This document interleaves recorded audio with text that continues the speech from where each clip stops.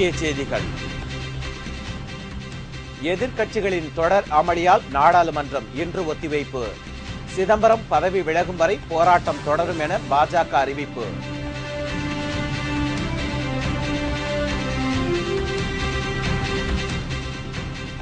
பெங்களூரு தனி நீதிமன்றத்தில் ஜெயலலிதா இன்று ஆஜரானார். வழக்கறிஞர் கேட்ட கேள்விக்கு பதிலளிக்க முடியாமல் திணறல்.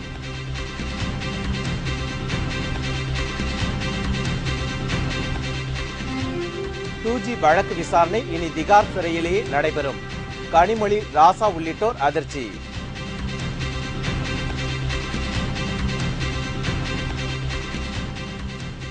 பெண் மருத்துவரை ஏமாற்றி மோசடி செய்ததாக அதிமுக அமைச்சர் பரஞ்சோதி மீது புதிய வழக்கு.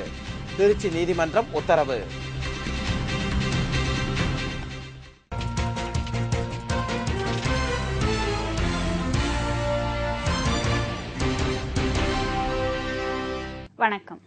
வணக்கம். விரிவான செய்திகள். தெலுங்கானா ஸ்பெக்ட்ரம் விவகாரம் போன்ற பிரச்சினைகளை நாடாளுமன்றத்தில் இன்று எதிர்க்கட்சிகள் கிளப்பியதை அடுத்து இரு அவைகளும் நாள் முழுவதும் ஒத்திவைக்கப்பட்டது. நாடாளுமன்ற குளிர்கால கூட்டத்தொடர் இன்று காலை 11 மணிக்கு தொடங்கியது. அவை நடவடிக்கைகள் தொடங்கியதும் இரு அவைகளிலும் மறைந்த உறுப்பினர்களுக்கு அஞ்சலி தெரிவிக்கப்பட்டது. அதைத் தொடர்ந்து உத்தரப்பிரதேச மாநிலத்தை பிரிப்பதற்கு அந்த மாநில சட்டப்பேரவையில் நிறைவேற்றப்பட்ட தீர்மானம், ஸ்பெக்ட்ரம், தெலுங்கானா உள்ளிட்ட பிரச்சினைகளை எதிர்க்கட்சிகளில் எழுப்பி தொடர்ந்து அமளியில் ஈடுபட்டதால் இரு அவைகளும் நாள் முழுவதும் ஒத்திவைக்கப்பட்டது.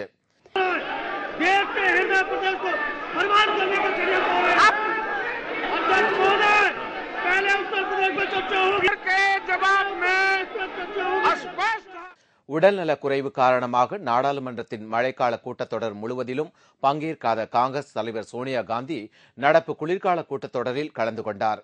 நீலவண்ண பட்டுச்சேலையில் பளிச்சென வந்த அவர் மக்களவையில் அவருக்கென ஒதுக்கப்பட்ட இருக்கையில் அமர்ந்திருந்தார்.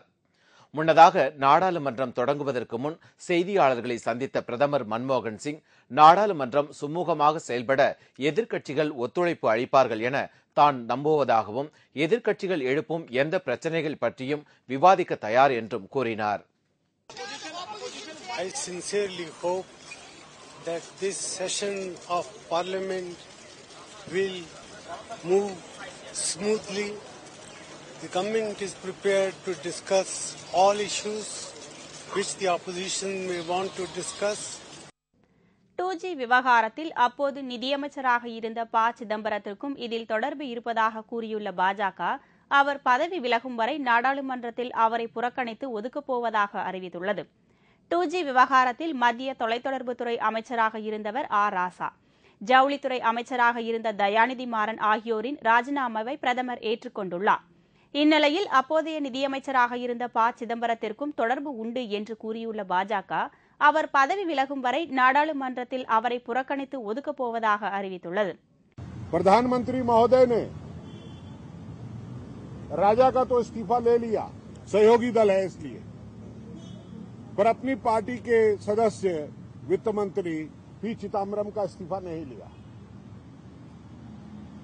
तो जब तक उनका इस्तीफा मंजूर नहीं हो जाता तब तक हम पी. चिदम्बरम का बहिष्कार करेंगे. இதனிடையே சிதம்பரம் டூஜி விவகாரத்தில் தவறேதும் செய்யவில்லை என்று கூறியுள்ள சட்டத்துறை அமைச்சர் சல்மான் குர்ஷித், எதிர்க்கட்சிகளின் இந்த புறக்கணிப்பு ஒத்திவைப்பு தீர்மானம் அர்த்தமற்றது என்றும் தெரிவித்தார். मुझे नहीं समझ में आ रहा कि इसकी क्या आवश्यकता है. एक तो मैं मानता हूं हमारी व्यवस्था के लिए, हमारी संसदीय व्यवस्था के लिए ये एक दुख का विषय है और चिदम्बरम जी पर कोई आरोप लग रहे हैं या उन बहिष्कार करने की बात की जाइए, मैं समझता हूं उसका कोई औचित्य नहीं है.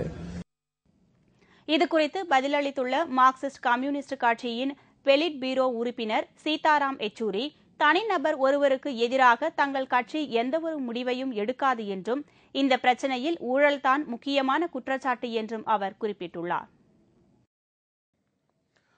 லஞ்ச ஊழல் மூலம் ஏகப்பட்ட சொத்துக்களை வாங்கி குவித்தது குறித்து ஜெயலலிதாவிடம் பெங்களூரு சிறப்பு நீதிமன்றத்தில் இன்று சரமாரியாக கேள்விகள் கேட்கப்பட்டன.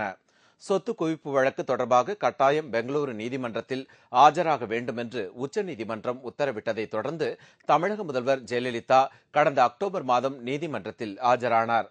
அப்போது அவரிடம் நடைபெற்ற 2 நாள் விசாரணையில் 569 கேள்விகள் கேட்கப்பட்டன. அதில் தனது சொத்து விவரம் பற்றி தனக்கு தெரியாது என்று முதல்வர் ஜெயலலிதா பதிலளித்திருந்தார்.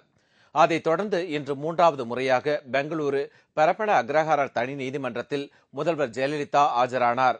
அவரிடம் நீதிபதி சரமாரியாக கேள்விகள் கேட்டார். தெரியாது என்று முன்பு பதிலளித்திருந்த ஜெயலலிதா இந்த இடைப்பட்ட காலத்தில் தனது சொத்து விவரங்களை அறிந்து கொண்டுள்ளாரா என்றும் இப்போது அந்த விவரத்தை கூற முடியுமா என்றும் வழக்கறிஞர் கேட்டபோது ஜெயலலிதா பதிலளிக்க முடியாமல் திணறினார். இன்று மட்டும் மொத்தம் 261 கேள்விகள் கேட்கப்பட்டன. இதுவரை 830 கேள்விகள் கேட்கப்பட்ட நிலையில் எஞ்சியுள்ள கேள்விகள் நாளையும் நாளை மறுநாளும் முதல்வர் ஜெயலலிதாவிடம் கேட்கப்படும் என்று தெரிகிறது.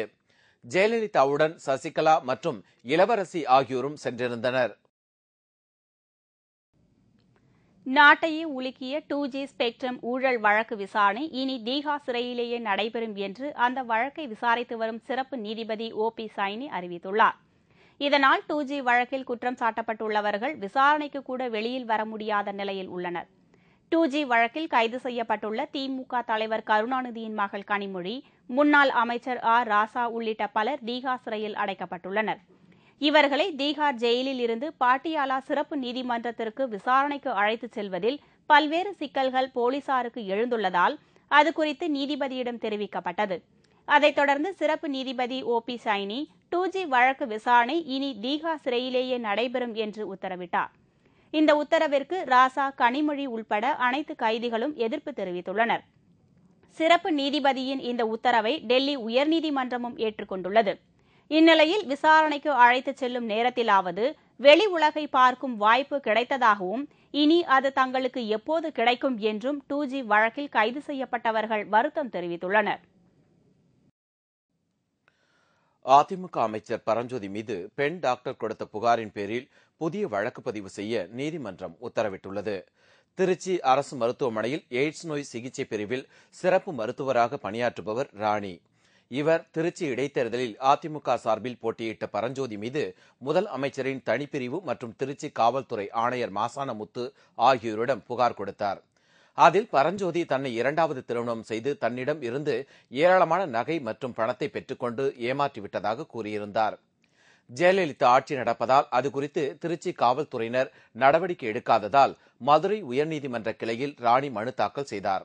ஆனால் அந்த மனு தள்ளுபடி செய்யப்பட்டது. அதைத் தொடர்ந்து திருச்சி JM 4 நீதிமன்றத்தில் நீதிபதி புஷ்பா ராணியிடம் ராணி மனு தாக்கல் செய்தார். மனுவை விசாரித்த நீதிபதி புஷ்பா ராணி தற்போது அறங்காவல்துறை அமைச்சராக உள்ள அதிமுக அமைச்சர் பரஞ்சோதி மீது புதிய வழக்கு பதிவு செய்து விசாரணை நடத்த உறையூர் காவல் நிலையத்திற்கு உத்தரவிட்டார். மக்கள் நல பணியாளர்களை மீண்டும் பணியமர்த்த வேண்டும் என்ற உயர்நீதிமன்றத்தின் உத்தரவுக்கு தடை விதிக்குமாறு தமிழக அரசு மேல்முறையீடு செய்துள்ளது. இந்த வழக்கு நாளை விசாரணைக்கு வருகிறது. பணி நீக்கம் செய்யப்பட்ட அனைத்து மக்கள் நல பணியாளர்களையும் இன்று காலைக்குள் பணியில் சேர்க்க வேண்டும் என்று தமிழக அரசுக்கு சென்னை உயர்நீதிமன்ற நீதிபதி சுகுணா நேற்று உத்தரவிட்டிருந்தார். இந்த உத்தரவிற்கு தடை விதிக்குமாறு தமிழக அரசு மேல்முறையீடு செய்துள்ளது. நாளை இந்த வழக்கு விசாரணைக்கு வருகிறது.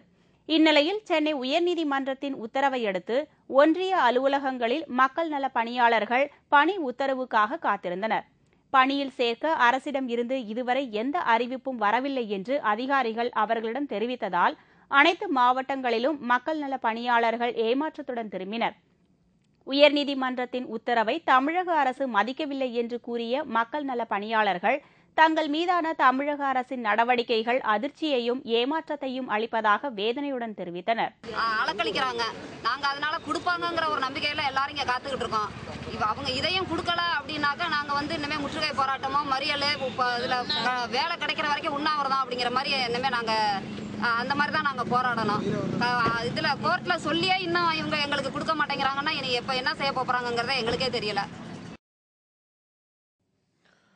நடிகை ஐஸ்வர்யா ராய்க்கு பிறந்த குழந்தை அவரது முகஜாடையில் இருப்பதாக அமிதாப் பச்சன் தெரிவித்துள்ளார்.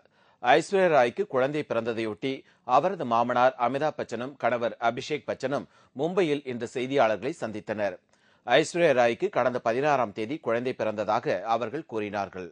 ஐஸ்வர்யா ராய் முகத்தோற்றத்துடன் குழந்தை இருப்பதாக தெரிவித்தனர்.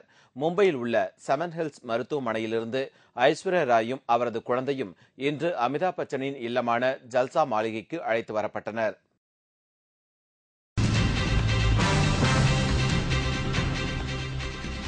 நில மோசடி வழக்கில் கைது செய்யப்பட்ட திமுக முன்னாள் அமைச்சர் பொன்முடி 84 நாட்களுக்கு பிறகு இன்று விடுதலை.